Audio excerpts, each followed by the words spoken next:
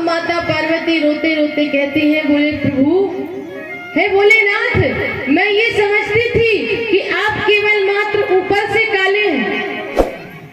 मैं समझती थी आप केवल मात्र ऊपर से काले हैं, लेकिन आप तो अंदर से भी काले हैं।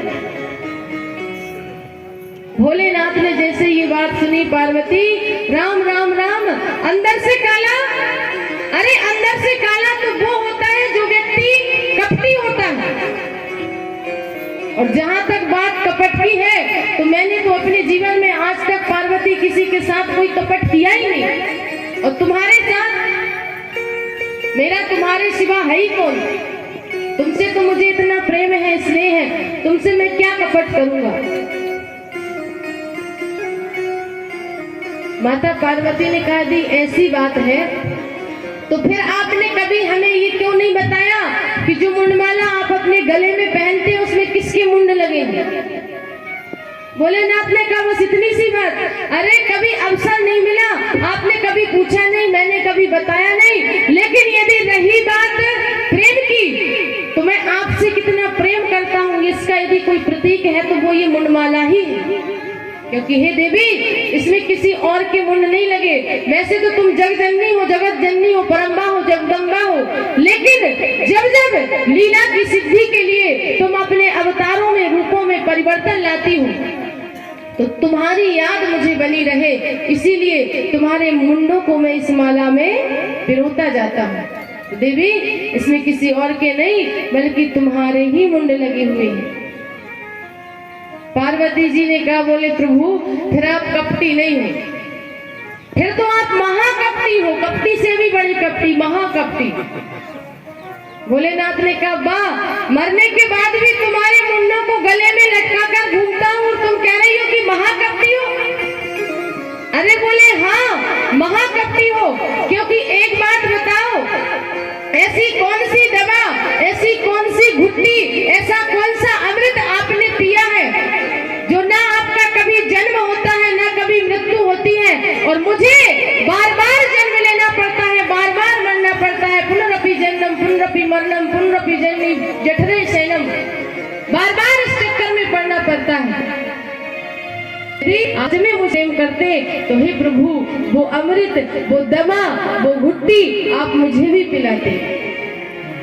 अब जैसे ही माता पार्वती ने ये बात कही, भोलेनाथ की आंखों से झरझर आंसू बहने लगे। हे देवी, वास्तविक अमृत तो मैंने पिया है, दवा तो मैंने पी है, घुट्टी तो मैंने पी है, लेकिन मैंने वो अमृत नहीं पिया जो समुद्र मंथन के समय निकला था। वो तो मैंने देवताओं को दे दिया था, लक्ष्मी भगवान विष्णु को दे दी थी। उस समय तो मैंने विष का पान किया था। हे देवी, मैंने अमृत तो, लेकिन मैंने भगवान का कथा रूपी अमृत पिया है, कथा अमृत। मैंने अमर कथा का पान किया है, इसीलिए मैं अमर हूँ। तो माता पार्वती भगवान से कहती है, प्रभु, फिर तो मैं भी उस अमर कथा का पान करना चाहूंगी, क्योंकि मैं भी बार बार जन्म लेना, बार बार मर जाना, फिर जन्म लेना, फिर मरना, इस चक्कर में मैं भी नहीं पड़ना चाहती हूँ। आप मुझे भी उस अमर कथा का पान कराइए। वृंदावन बिहारी की। भगवान शंकर ने कहा, देवी, मैं आपको उस अमर कथा का पान तो करा दूं, लेकिन कथा के बहुत कड़े नियम होते हैं, और मेरी कथा में थोड़े और अलग होते हैं। क्योंकि और अन्य व्यास, कथा व्यास जब कथा करते हैं तो वो अपनी आंखें खुली रखते हैं, पर मैं जब कथा करता हूँ तो मैं अपनी आंखों को बंद रखता हूँ। क्योंकि जो कथा सुना हूँ मैं भगवान का, उस लीला का अपने हृदय में दर्शन करता हूँ। तो और लोग जब कथा सुना है, कथा सुन रहा है, कौन सो रहा है, कौन जाग रहा है, पर मेरी तो आंखें बंद रहती है, मुझे तो पता नहीं चलता। मैं आपको कथा सुनाऊंगा तो मुझे कैसे पता चलेगा कि आप कथा सुन रही हैं? आप बीच बीच में ओम ओम का उच्चारण करना। माता पार्वती ने कहा, प्रभु हाँ। अब भोलेनाथ और माता पार्वती उसी गुफा, जिस गुफा में सुखदेव जी महाराज वाला वो अंडा फूटा पड़ा हुआ था, उसी में भोलेनाथ ने बैठकर माता पार्वती को अमर कथा सुनाई है। जाकर अपने डमरू को बजाया। वहां पर जितने पक्षी थे सारे भाग गए।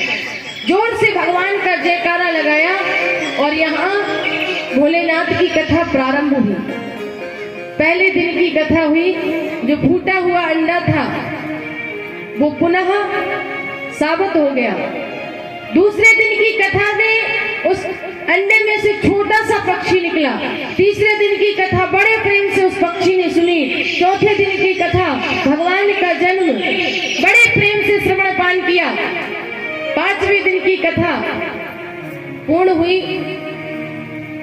प्रसंग चल रहा था। भोलेनाथ कहते हैं, देवी भगवान जब अपनी लीलाओं को समाप्त करके जाने लगे तो उद्धव जी महाराज भगवान की शरण में आए हैं। हे प्रभु, आकर भगवान के चरणों को पकड़ लिया। हे प्रभु, मैं आपको जाने नहीं दूंगा, क्योंकि यदि आप चले जाओगे तो मेरी तरह जो आपके भक्त हैं वो आपके बगैर कैसे अपना जीवन आप यापन करेंगे, कैसे जिएंगे।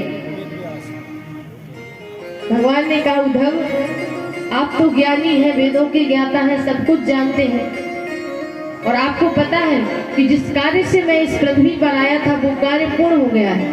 अब यदि मैं पृथ्वी पर रुकूंगा तो मुझे स्वाभाविक सी बात है, क्योंकि वहां ऐसे कथा नहीं चल रही थी जैसी यहाँ चल रही है। 3 घंटे